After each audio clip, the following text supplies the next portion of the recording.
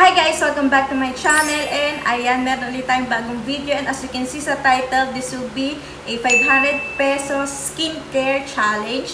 So you may all know, marami nang gumawa ng 500 peso makeup challenge pero this time, magpo-focus tayo sa skincare.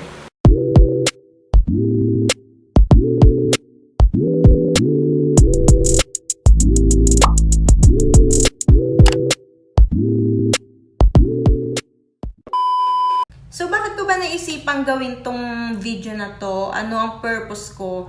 As I've said earlier, di ba, madami nang gumawa sa YouTube na makeup edition nitong 500 peso challenge na to. So, why not try skincare naman yung ipasok natin sa 500 peso budget? Kasi alam ko marami akong viewers dyan na kapos pa din sa budget gaya ko, na limited lang yung budget sa lahat ng bagay pero gusto pa rin ipasok yung pag skincare kasi 'di ba skincare is life. Di lang dapat maganda tayo dahil may makeup, dapat maganda tayo kasi inaalagaan din natin yung balat natin mismo, yung canvas natin mismo. So, ayan, ipapakita ko na sa inyo yung mga products na nagamit ko na dati pa na pasok sa 500 pesos. So, let's start. So, itong skincare na to, it includes facial wash or facial soap. Meron din dapat tayong wipes or micellar water para pang double cleanse ng face. Meron din dapat tayong moisturizer. Meron tayong scrub or exfoliator, sunblock, and toner. So, yun yung mga sinama ko dito sa skincare na to. Ang hindi ko na isama kasi hindi na siya pasok sa budget and ako personally hindi ko na rin masyadong ginagamit like yung lip scrub or yung lip balm, mask, tsaka eye cream kasi yun mga yun parang pang ano mo na lang yun pang pamper, pang reward mo na lang siya sa sarili mo. So hindi ko na siya naisama dahil yun nga hindi na rin siya pasok sa 500 pesos. So, ayan, let's start na sa mga products. Wait, bago pala ulit tayo mag-start sa mga products. Itong mga to, nabili ko sila sa Watsons. So, kung may malapit na Watsons sa inyo, bongga. Pero kung wala naman, try nyo sa Mercury Drugs. Malamang meron din itong mga to doon. So, ayan, let's start na talaga. So, for my facial wash or facial soap na sinabi ko, facial soap yung pinili ko. And ito siya. Ito yung Palmolive Skin Therapy na facial bar with vitamins C and E. Bakit ito yung pinili ko? Kasi pang matagalan siya eh. Tingnan nyo. Ang tagal ko na itong ginagamit. Pero ganito pa rin siya. Gamit na gamit siya, mamshi. Bango pa. Basta yun, gamit na gamit ko siya and hindi siya madaling maubos. Lalo kung i-slice mo siya. Di gaya ng pag facial wash talaga or facial foam yung bibilin mo, mabilis talaga siyang maubos kasi araw-gabi mo siya gagamitin. Ako kasi, personally, ginagamit ko to, pinanghihilamos ko to ng umaga, tanghali, tsaka ng gabi. Umaga pagkagising, tanghali pag, alam nyo na, yung super lagkit, naghihilamos ako, lalo pag nasa bahay lang. Tapos gabi, bago ako matulog. So, super tipid ng ganito and yan, kung nakikita nyo, 80 pesos ang original price niya, pero nag-sale sa Watsons, 60 pesos na lang siya.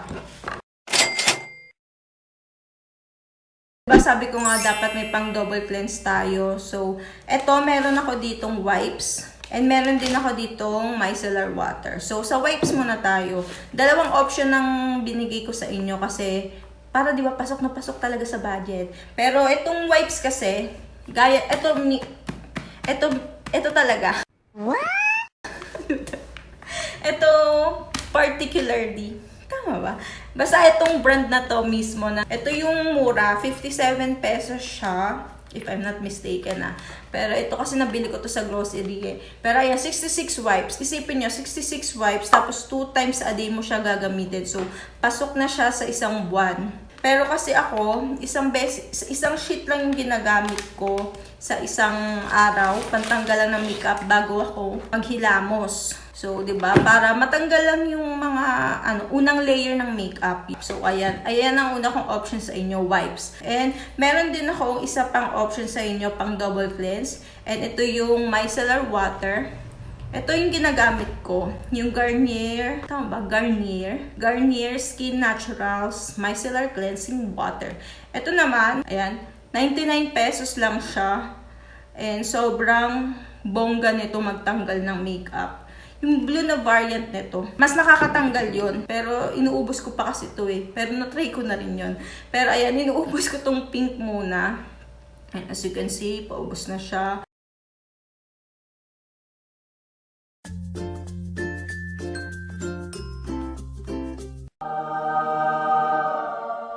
Bigyan ko pa kayo ng iba pang brand na nagkakos ng same price para meron kayong pagpipilian. Pero kasi ako personally, Garnier talaga yung ginagamit ko. And it works. So, let's proceed na sa moisturizer. I have two options sa inyo.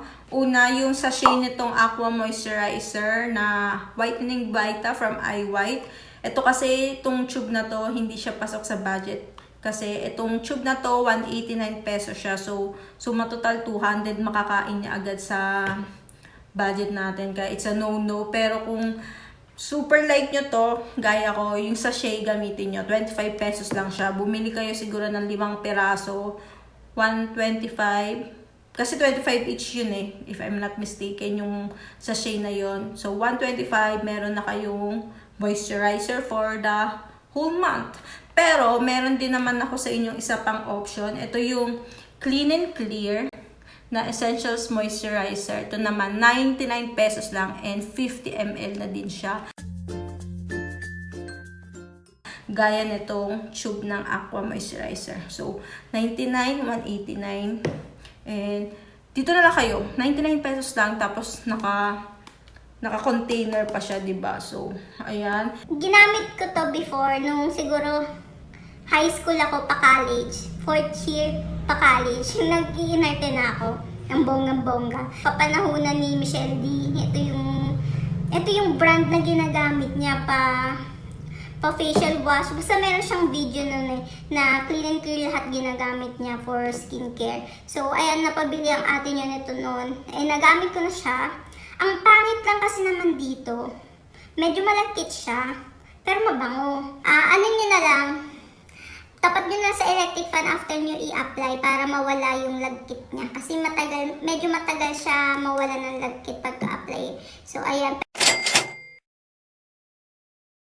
So, for the scrub or exfoliator natin, ang may recommend ko sa inyo is yung Pond's na Clear Solutions Facial Scrub. Ito lang yung variant nila na scrub. Kasi iba foam na talaga eh. So, ayan. Clear Solutions siya, yung pangalan niya. And ito yung may mga beads. Kaya, maganda to gamitin siguro twice a week or thrice a week. Ipampalit nyo lang sa, sa soap nyo. Or sa facial wash nyo, facial foam, para matanggal yung mga dead skin cells nyo. Parang pang pamper din ng mukha nyo, pero in a budget. Sinama ko tong scrub and exfoliator kasi feeling ko, importante siya, pero hindi sa importanteng dapat araw-araw. Kasi hindi pwedeng araw-araw kayong mag-scrub ng mukha kasi merong mga nutrients din naman yung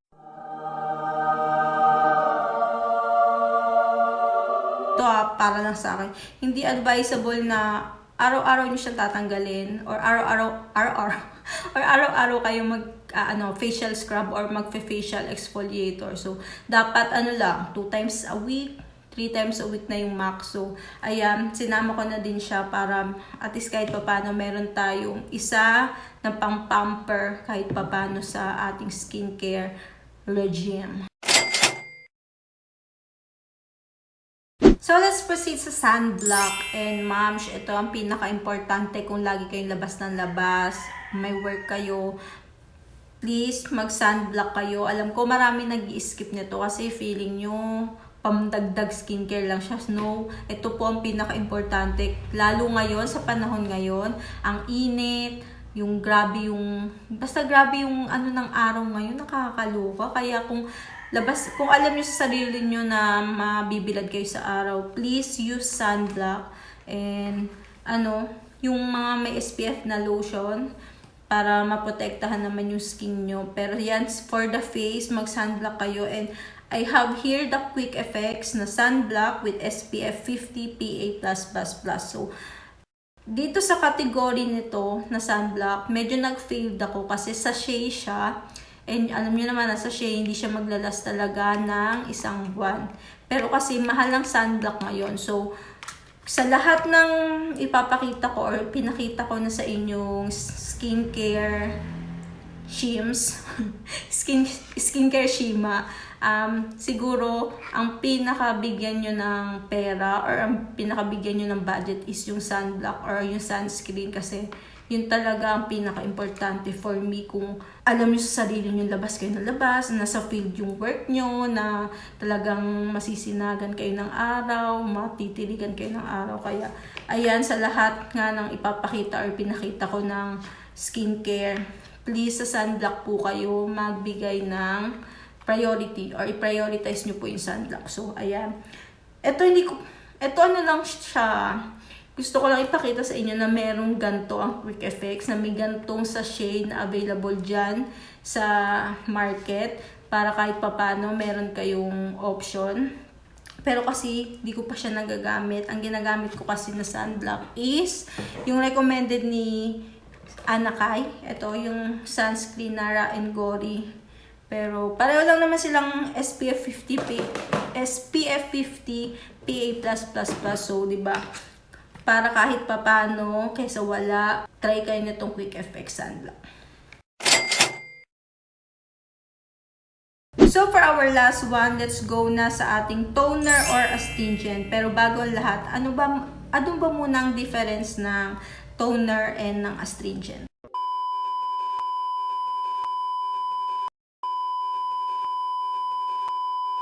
So, kung nabasa nyo nga, halos wala naman silang pagkakaiba. Pareho lang sila nagtatanggal ng excess dirt, excess oil, excess shima after you wash your face. Siguro ang pagkakaiba lang nila ng Airy Light, mas maraming alcohol content ang astringent compare sa toner. So, yun lang.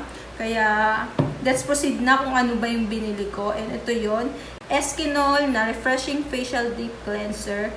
Parang pang ano lang talaga siya, pang third cleanser mo, di ba? Una nga, meron tayong wipes or micellar water. Tapos sunod, naghilamos tayo. And ang pinaka-last, para yung tipong walang-wala na talaga tayong makeup, wala nang dumi sa mukha natin. Yan. Tsaka tayo gagamit ng toner or ng astringent. So, ito yung binili ko, itong Eskinol na to, kasi 60 pesos lang siya and super pasok siya sa budget natin. And marami siyang variant. Ang pinili ko na talaga yung cucumber extra kasi 'di ba? Bakit hindi? Bakit hindi cucumber? Eh maraming benefits ang cucumber. So, ayun. So, ayun guys, feeling ko naman naging successful tong challenge na to. Nagawa naman natin siya kahit papano. Though yung sunblock medyo failed tayo doon kasi nagsachet tayo eh. And alam naman natin yung sachet, hindi siya maglalas sa atin ng isang buwan. So, ayan, just for the recap, meron lang tayong micellar water or wipes para sa unang tanggal ng dumi or ng makeup sa face natin. Then, meron lang tayong facial soap or facial bar pang hilamos, or pwede din natin siyang palitan ng facial scrub once in a while para matanggal yung mga dead skin cell natin. Tapos, mag-toner tayo or astringent after nung mga yon para alam natin na tanggal talaga yung mga dumi sa ating face bago tayo mag-moisturizer. Para itong moisturizer para 'di ba mabalik yung moisture ng ating pagmumukha. Tapos kung umaga naman natin gagamitin tong skincare na to, huwag natin kalimutan mag-sunblock. And ayan, meron tayo ditong sachet na sunblock na sabi ko nga sa inyo, hindi magdala sa atin ng isang buwan. Pero, kesa wala, gamitin na natin. So, ayan. Sana may natutunan kayo dito sa video ito. So, ito na ang ating budget breakdown. So, ang total natin is 452.75 kung wipes ang bibilin mo instead of micellar water. Pero kung micellar water ang bibilin mo, ang total natin is 494.75.